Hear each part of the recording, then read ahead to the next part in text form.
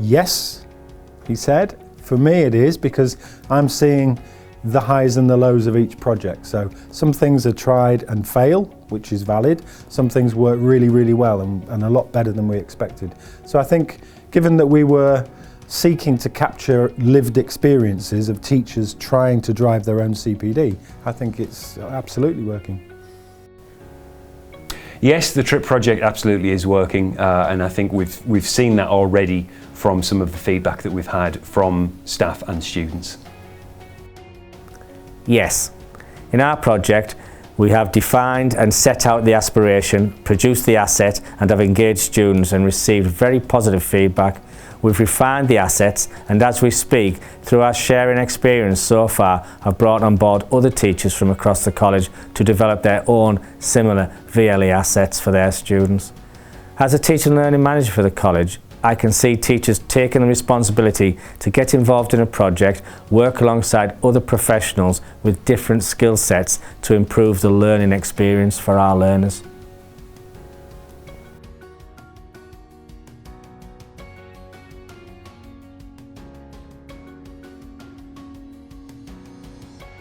I think it's working because each college is invested in it. It's an imperative for some of the colleges who will be delivering T-levels a lot sooner than we will, and so the urgency is there for colleges like New College Durham.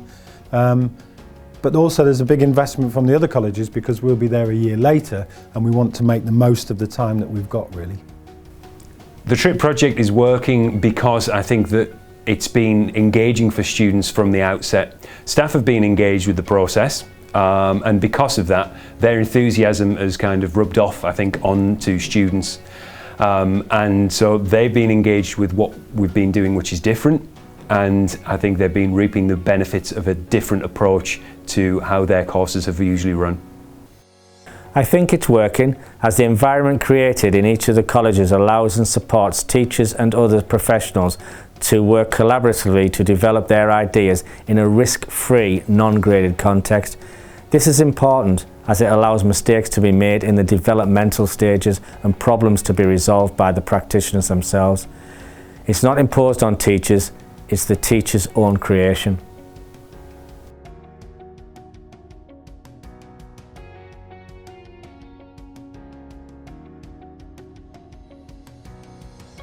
Within the constraints, human resources that we've got, I think it is. I think several colleges are struggling a little bit with the staffing of some areas, particularly the high-skilled subjects, and it's difficult to get those staff away from their day jobs to engage in CPD. It would be fabulous if they didn't do anything else, but we all know teachers have busy timetables and they have other classes to deliver.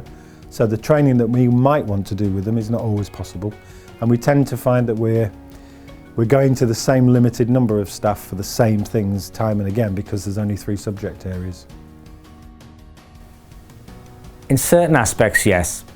As the last response outlines, however, constraints with time, resources and other priorities teachers have in their day-to-day practice do have an impact.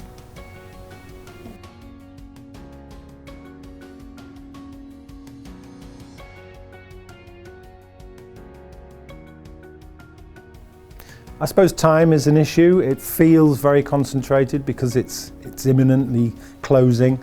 The window for initiating an experiment, carrying out the experiment, analysing the results of the experiment is probably all we'll have time to do. It would have been nice to have gone back and enhanced or flexed that experiment to try it again, so we get a cyclical approach, but we can do that without the project. I think there's always improvements that could be made. It is working very well, but I think probably given a bit more time and perhaps some other resources, it could be improved even further. We need to find mechanisms to widen the involvement of more teachers in the project and provide assigned time periods to initially develop the skill sets of those involved to ensure the momentum of each project is driven rather than slotted in between everything else educators do in their day jobs.